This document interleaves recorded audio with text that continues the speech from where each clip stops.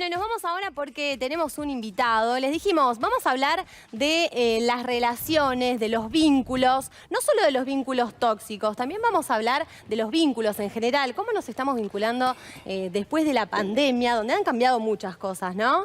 Estamos con Pablo Melichio, que ha venido a visitarnos, es psicólogo, autor. ¿Cómo estás, Pablo? Bien, Daniela, muy bien. Gracias por la invitación. Bueno, gracias a vos por venir. Es un tema súper interesante y súper amplio. Sí, claro.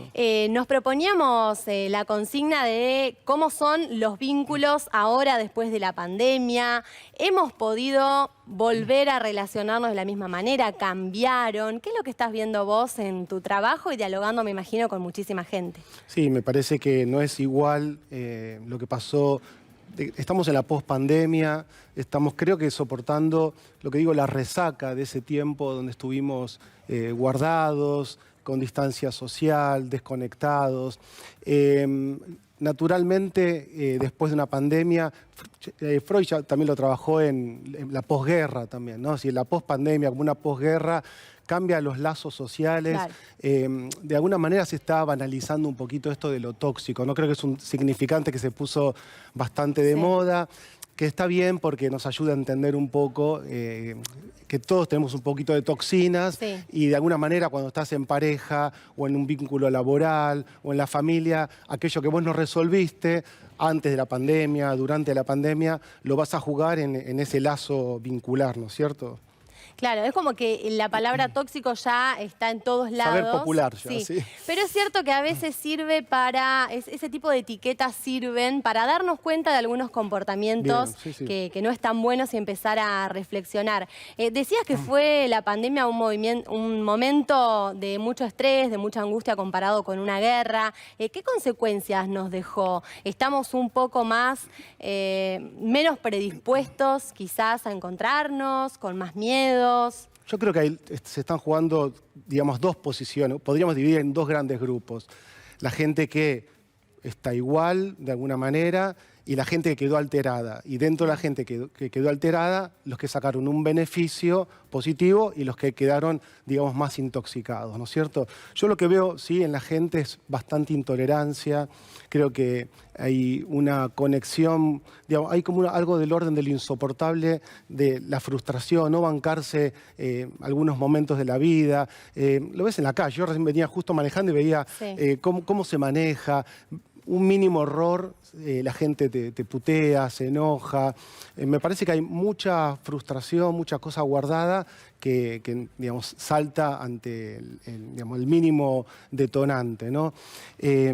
Sí, quizás compararlo con una guerra es un poco exagerado, pero es para entender, porque de hecho cuando empezamos los psicólogos a hablar de los efectos en la salud mental, era porque en marzo del 2020 todas las indicaciones eran el cuidado del cuerpo, la distancia social, el barbijo, todo lo que conocemos, y inmediatamente salimos a hablar que había que cuidar la salud mental, porque no somos solamente un cuerpo, somos una unidad psicofísica y espiritual, si querés, y que sabíamos que en alguna manera iban a aparecer elementos, digamos, de la salud mental alterados.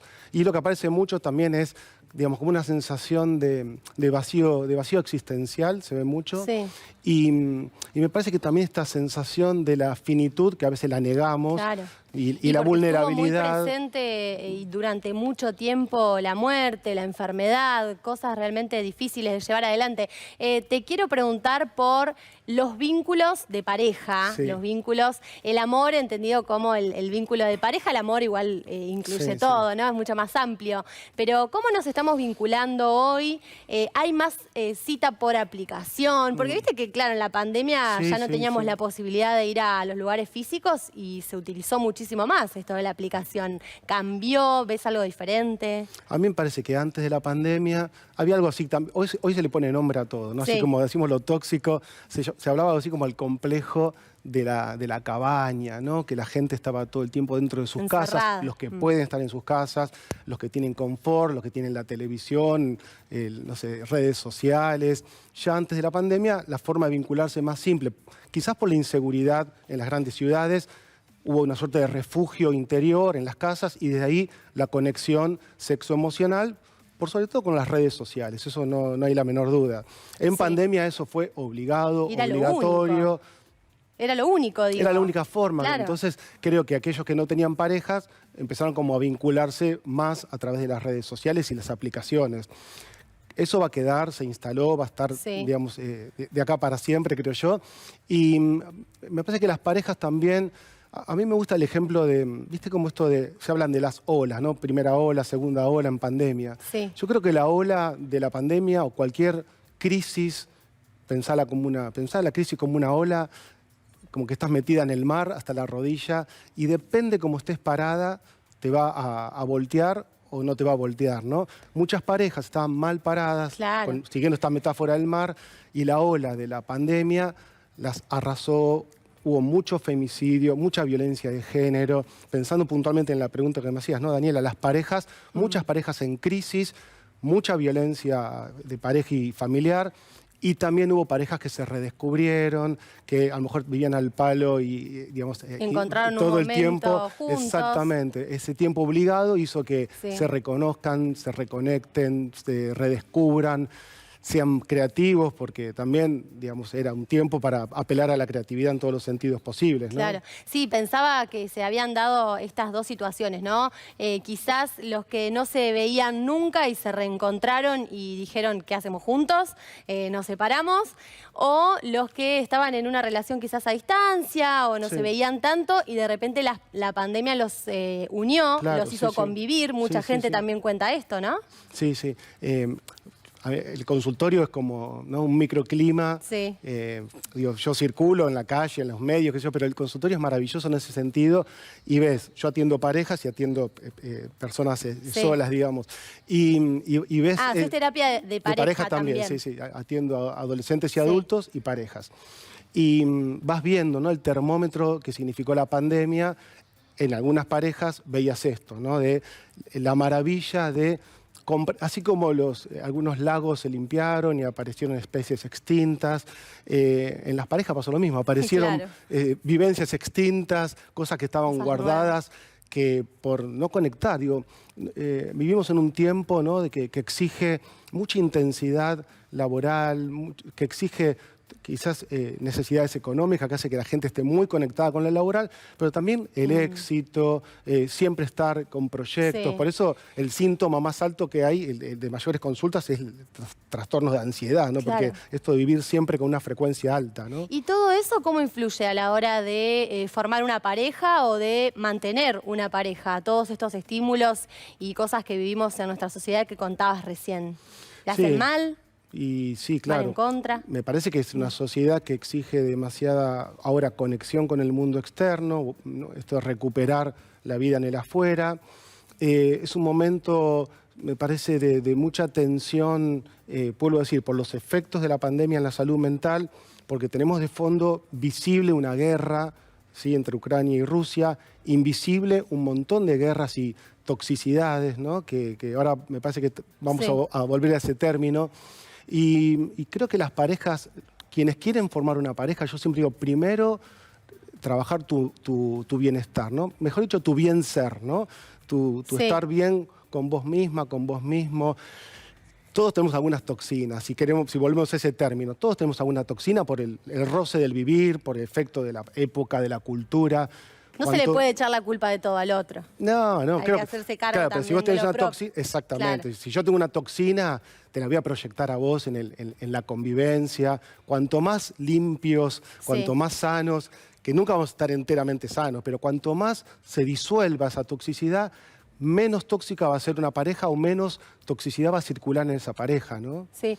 Ahora, hagamos de cuenta que esto es un consultorio, salvando las distancias. ¿Sos mi paciente en este momento? Bueno, puedo llegar a hacerlo, sí, puedo llegar a hacerlo.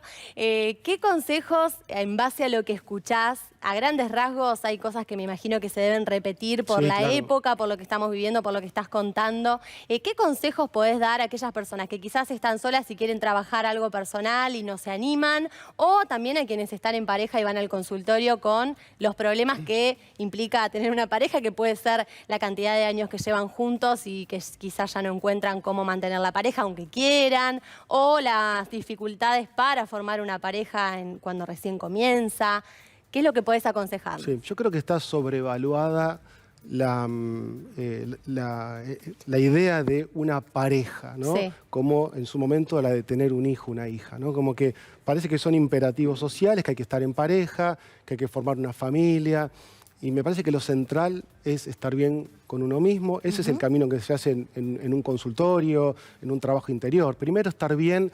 Yo digo que nadie puede estar bien en pareja si no está bien primero consigo mismo. Mucho menos una pareja que está en crisis, traer un hijo. Todo eso es aumentar niveles de patológicos. Así que siempre la sugerencia es lo que enseñó la pandemia, ¿no? Tomar un poquito de ese tiempo, no tan exagerado como la pandemia, pero quedarnos dentro, y no dentro de casa, sino dentro de nuestro. uno mismo. Nos enseñan a conectar todo el tiempo con las redes, con el mundo exterior, con los demás, y no nos enseñan a conectar con nosotros mismos. Tenemos un mundo interior riquísimo, que a veces está tapado por un montón de toxicidades. ¿Y cómo se conecta, Pablo? La soledad, Sí. digamos, la búsqueda de la soledad. Digamos, porque vos podés estar aislada, que no es lo mismo, desconectada por problemas vinculares, pero si vos trabajás, tenés una familia o vivís sola, buscar esa soledad que es contemplativa, de silencio, de no estímulos, ¿no? Porque enseguida estamos con los teléfonos, con la televisión, con un libro, y si agarras un libro, bueno, quizás un libro que te ayude como a leer algo y a cerrar el libro y a conectar con ese mundo interior. ¿Qué te está diciendo eso que estás leyendo? ¿Qué te está diciendo ese silencio? No escapar, ¿no? de uno mismo. Mirarse al espejo, pero no solo al espejo exterior, que a veces nos miramos poco.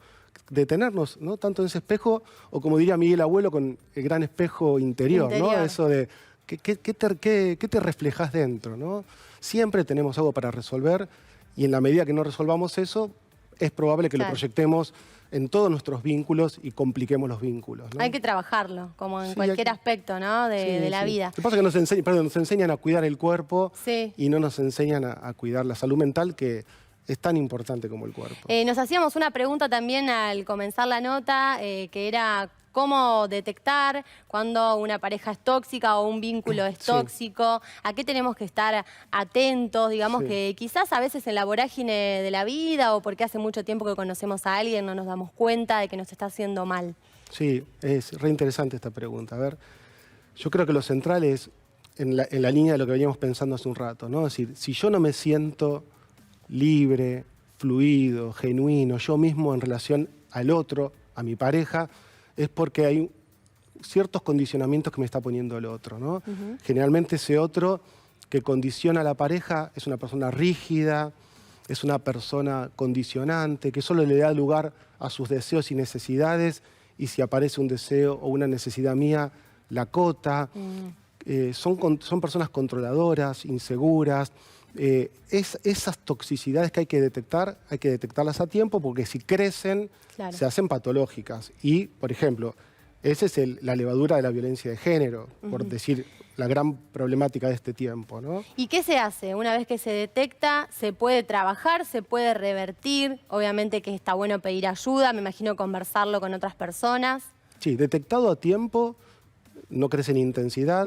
Siempre hay que hablarlo con una amiga, con un amigo, con un familiar. Nunca algo que estás sintiendo limitante, tóxico, agresivo, algo que no te gusta de tu pareja, hablarlo con alguien fuera de la pareja.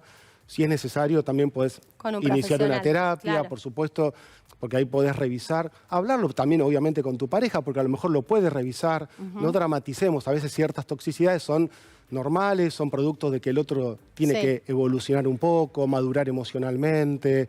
Y después, creo que si esto no tiene solución, una distancia, ¿no? Fíjate que el concepto tóxico viene de los agrotóxicos, ¿no? Si la gente que está cerca de los... Es nocivo. Claro, cuanto más está cerca de un tóxico, más venenoso es. Entonces, detectar eso y correrse, ¿no? Pablo, gracias por haber venido, es súper interesante y seguramente vamos a retomar el tema en otra oportunidad. Dale, muchas gracias. Muchas gracias.